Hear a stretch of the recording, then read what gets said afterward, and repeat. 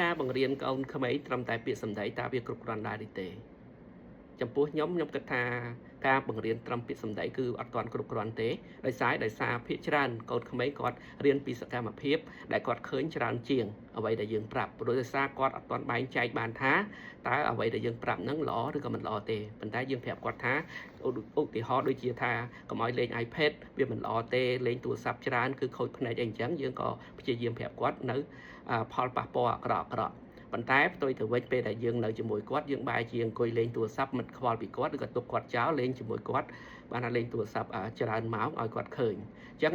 អ្វីដែលយើងនិយាយវាផ្ទុយពីអ្វីដែលយើងធ្វើអញ្ចឹងសកម្មភាពនៅជុំវិញរបស់គាត់អញ្ចឹងភាគច្រើនកូនក្មេងគាត់រៀនពីសកម្មភាពរបស់មនុស្សធំដែលនៅជុំវិញរបស់គាត់ហើយគាត់ធ្វើតាមចេះជាងទៅដែលគាត់ស្ដាប់នឹងអ្វីដែល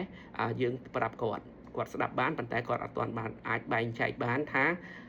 អ្វីល្អអ្វីមិនល្អនោះទេគាត់ថាយើងប្រាប់គាត់ប៉ុន្តែគាត់នឹងមើលទង្វើច្រើនជាង